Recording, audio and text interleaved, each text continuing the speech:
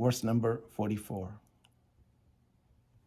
وَإِذْ يُرِيكُمُوهُمْ إِذِ الْتَقَيْتُمْ فِي أَعْيُنِكُمْ قَلِيلًا وَيُقَلِّلُكُمْ فِي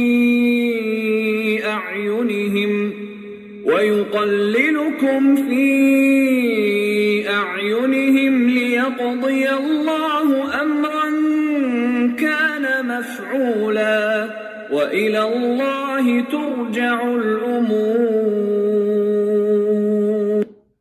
And when, at the time you met each other, he showed them to you few in number in your eyes, and reduced your number in their eyes, so that Allah might accomplish what was destined to be done.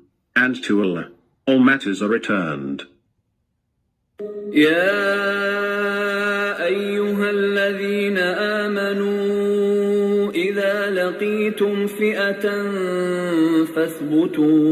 فاثبتوا واذكروا الله كثيرا لعلكم تفلحون.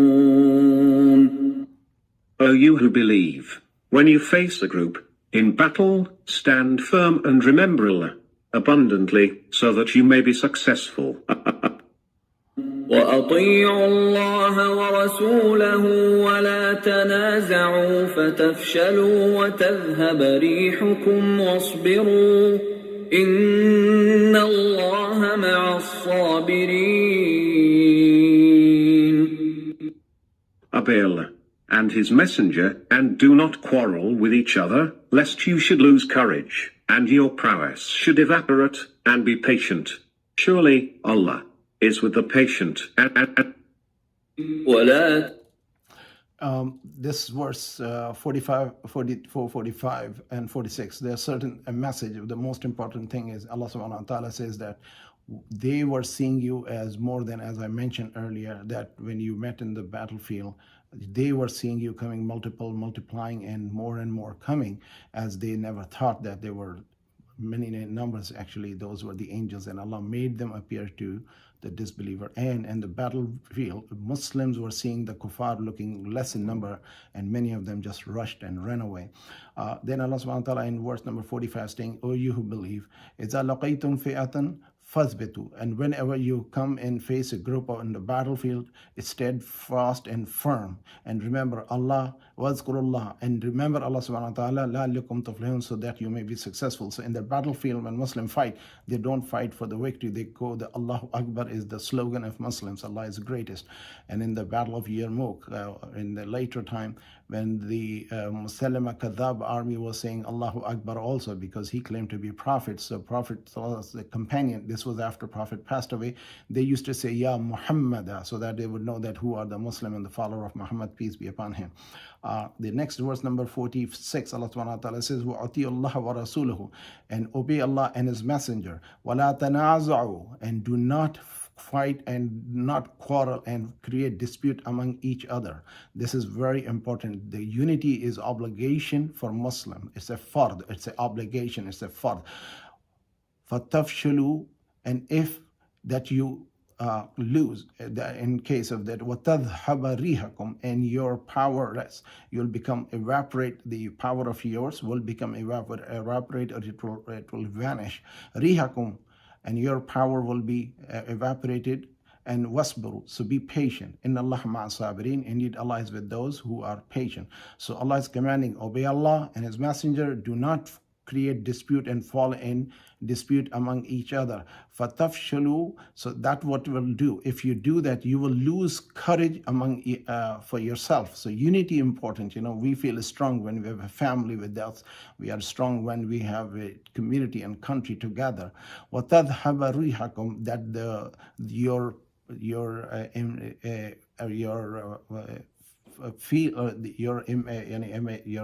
impression of power will vanish.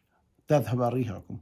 Rih means your wind, you know, something, you know, you believe that some country is powerful. So Muslims are commanded, do not dispute. This is one of the very important things which you should understand.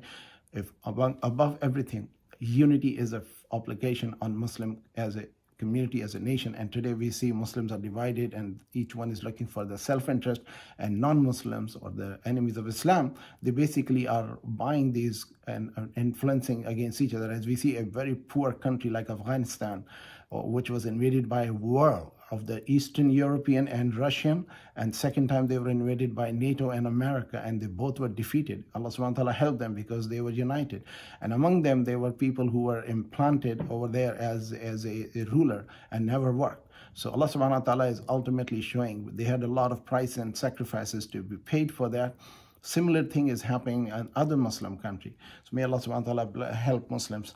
And we can see the living example of Palestine. An Indian Muslim was one of the examples. There are 250 million Indian Muslims. They are all divided. They are not coming together. If they come together, they are a very biggest actually Muslim population is in India. And if they come together, they will make a difference. But unfortunately, it's not happening. And this is where unity is very essential. And you could see that non-Muslims are very much united. Like suppose if a woman in Pakistan had a blasphemed prophet and the whole world came together to get her free from Pakistan, yet one person who killed a governor for disrespecting prophet, he was killed and nobody objected on it. So this is somehow we should understand that the unity means something for their strength. Inshallah, some other time I will mention about the Turkish king or Khalifa. When he heard that the Europe and France and England, they were going to make a stage drama where they're going to mock Prophet Muhammad sallallahu alaihi wasallam, he sent a message through ambassador to European and French country, king. He said, if you will do that, I will make sure no single church is stand in my country. And he ruled all the way from the Europe all to the Central Asia and down to North Africa and Middle East. He said, not a single Christian church will stand its ground if you disrespect our prophet. And they abstained from that. So this has been one of the things that unity makes a strength. All right, verse number 47.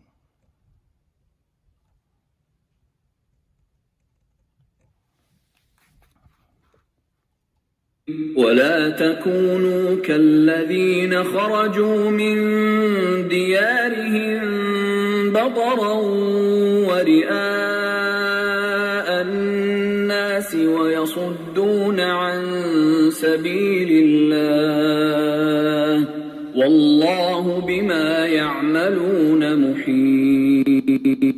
And not be like those who set forth from their homes waxing proud and showing off to people, preventing people from the way of Allah. Allah is all-encompassing of what they do. وَإِذْ زَيَّنَ لَهُمُ الشَّيْطَانُ أَعْمَالَهُمْ وَقَالَ لَا غَالِبَ لَكُمُ الْيَوْمَ مِنَ النَّاسِ وَإِنِّي جَارٌ لَكُمْ فَلَمَّا تَرَاءَتِ الْفِئَتَانِ نَكَصَ عَلَى عَقِبَيْهِ وَقَالَ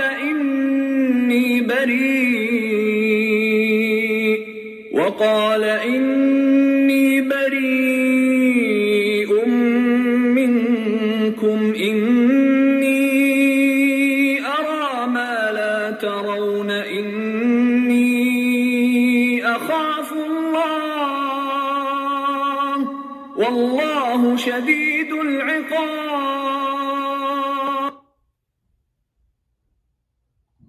When the Satan made their deeds look beautiful to their eyes, and said, none of the people can overpower you today, and I am a protector for you.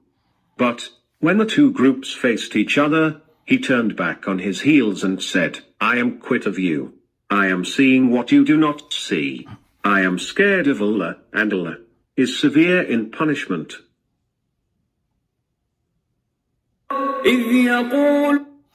This is the incident mentioned when people in the battle came in against Muslim in the Battle of Badr. Shaitan appeared as one of the ruler or the chief of one of the tribes, and he made people to come and fight, and he said, I am part of you.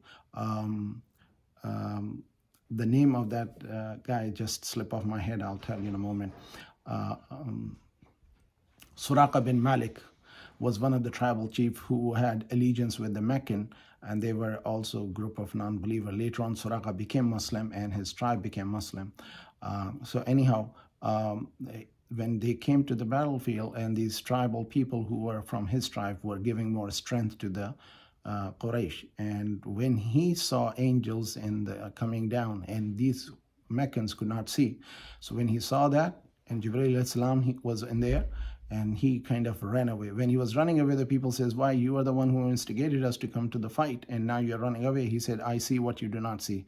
Inni ara, inni bari'un minkum, inni ara ma la tarawun. Inni akhaf Allah. I'm afraid of Allah. So he is obviously he understood that, and he ran away. So later on, people went to Suraqah and said, Suraqah, why did you run away from the battlefield? Apparently he was a very valiant and fighter type of guy. So, but Suraqah says, I was never there. I was in here. And how come you're mentioning my name? So then they come to realize the shaitan was there, who appeared like Suraqah and pretended. So sometimes we need to be careful when somebody comes and talk bad about other person, that is the person or not. So just be mindful. Let's listen to verse number 49. إذ يقول المنافقون والذين في قلوبهم مرض غر هؤلاء دينهم ومن يتوكل على الله فإن الله عزيز حكيم. When the hypocrites and those who have a malady in their hearts said, the belief of these people has deluded them, and whoever places his trust in Allah becomes victorious, because Allah is mighty, wise. ولو ترى إذ يتوفى الذين كفروا الملائكة يضربون وجوههم وأدبارهم وذوقوا عذاب الحريق. Only if you were to see them, when the angels take out the souls of those who disbelieve, beating their faces and their backs, and saying, taste the punishment of the flaming fire. ذلك بما قدمت أيديكم وأن الله ليس بظلام للعبيد. That is due to what your hands sent ahead, and that Allah is not cruel to his servants. كدأب آل فرعون والذين من قبلهم كفروا بآيات الله فأخذهم الله بذنوبهم إن الله قوي شديد العقاب. Their ways, like the way of the people of Pharaoh and of those before them, they rejected the signs of Allah, so Allah seized them for their sins. Surely Allah is strong, severe in punishment. So verse number 49 to 50 is talking about that those who are hypocrites, those who are disbeliever, Allah subhanahu wa ta'ala is telling what is the situation when they die, and ultimately everybody have to die. And these souls, when they're taken, they've been punished and they've been beaten up. And this experience no human can describe unless a prophet is informed about it by Allah subhanahu wa ta'ala's will and the knowledge Allah has given to them. So there's a hypocrites who says, وَيَقُولُ الْمُنَافِقُونَ الَّذِينَ فِي قُلُوبِهِمْ مَرَضٌ غَرَّ هَؤُلَاءِ دِينُهُم. And those who have hypocrites, who openly say they are believer, but they are really not believer. In their heart there is a malady, and they said that the belief of the people has deluded them. And obviously when Muslims were less in number and they were fighting against 313 versus 1,000, that's a big 1-to-3 ratio. وَمَن يَتَوَكَّلْ عَلَى اللَّهِ فَإِنَّ اللَّهَ عَزِيزٌ حَكِيمٌ. And those who put trust in Allah, Allah is almighty and wise. Obviously everybody has to die ultimately one day or not, but when they fight for the cause of Allah, the death is martyrdom. As I mentioned before, Khalid bin Walid radiallahu anhu, when he died on his death as a natural death, on his deathbed, he showed that he has no part of his body free of wound from the battle. And he says, if I had to die, I would be the first person to die from the fight. or in the fight, and Allah subhanahu wa ta'ala intended me to die and the deathbed and as a natural death. So don't fear death. Death is coming, but honorable death is more better than a disgraceful death.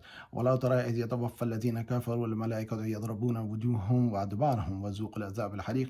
The angel strike them on the face and on the flanks, and they get punishment from they are supposed to taste the punishment of fire, flaming fire. ذَلِكَ بِمَا قَدَمَتْ أَيْدِيهِمْ. This is because what they have sent forth from their hand. وَأَنَّ اللَّهَ لَيْسَ بِظَلَّامٍ لِلْعَبِيدِ. And Allah is not cruel that who could punish them or for nothing to his service.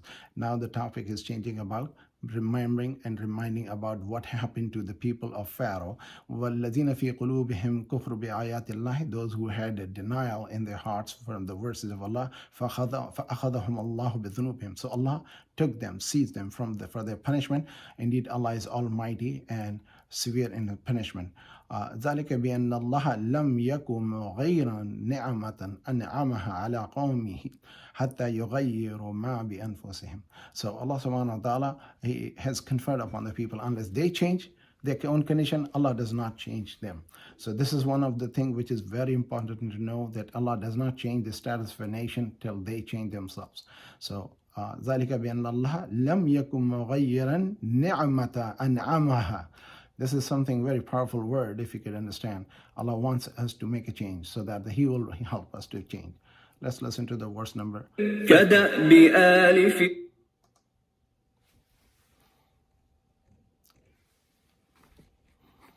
ذلك بأن الله لم يك مغيرا نعمة أنعمها على قوم حتى يغيروا ما بأنفسهم وأن الله سميع عليم.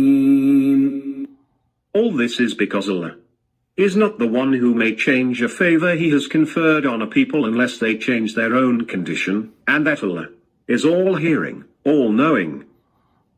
كدأب آل فرعون والذين من قبلهم كذبوا بآيات ربهم فأهلكناهم بذنوبهم وأغرقنا آل فرعون وكل كانوا ظالمين. Their practice is like that of the people of Pharaoh and those before them. They rejected the signs of their Lord. So we destroyed them for their sins and drowned the people of Pharaoh, and all of them were wrongdoers. إن شر الدواب عند الله الذين كفروا فهم لا يؤمنون. Surely, the worst of all the moving creatures, in the sight of Allah, are those who reject faith and do not believe.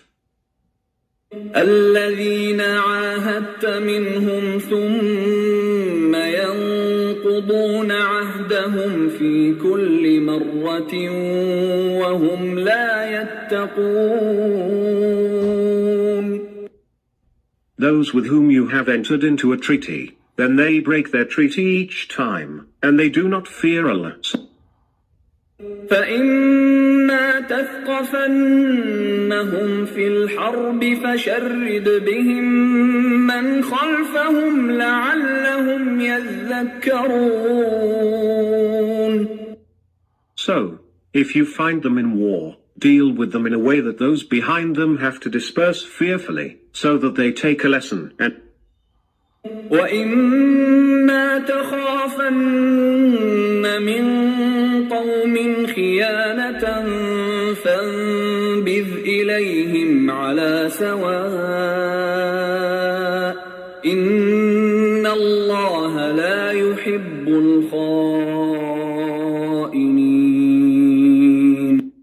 And if you apprehend a breach from a people, then throw the treaty towards them in straightforward terms. Surely, Allah does not like those who breach the trust. ولا يحسبن الذين كفروا سبقوا إنهم لا يعجزون. The disbelievers should never think that they have surpassed the divine punishment. Surely, they cannot frustrate the divine will. وأعدوا لهم ما استطعتم من قوة ومن رباط الخيل ترهبون به عدو الله وعدوكم وآخرين من دونهم لا تعلمونهم الله يعلمهم وما تنفقوا من شيء في سبيل الله يوفى إليكم وأنتم لا تظلمون. Prepare against them whatever force you can, and the trained horses whereby you frighten Allah's enemy and your own enemy and others besides them whom you do not know. Allah knows them. Whatever thing you spend in the way of Allah, it will be paid to you in full, and you shall not be wronged. So these verses, Allah subhanahu wa ta'ala is mentioning two important things. One is that we are supposed to, as Muslims, supposed to make a treaty. When we make a treaty, we should honor a treaty. And we should also be very strong when the other party breaks the treaty. Second thing is prepare before the war. In other words, Muslims are supposed to prepare for the modern form of warfare and prepare themselves for the battle in case if it is to be, so that enemy would know that they are strong to fight against. This is something very important to understand. And when the treaty is made, we should show them you're the one who is breaking the treaty. There were other incidents happened when we'll come to talk about those in Mecca when they made a treaty with Muslims and broke the treaty. So as the people, Jews of Khaybar, they had a treaty with Muslim and they broke their treaty and what Allah subhanahu wa ta'ala commanded and Prophet did. So honoring a treaty and a peace with the non-Muslims and also respecting it, but we should give them a time that we will not renew the treaty before that is invalid. And if somebody Muslim gives protection to a non-Muslim, all Muslims should respect that protection, should not hurt that person. Let's listen to the verse number 61.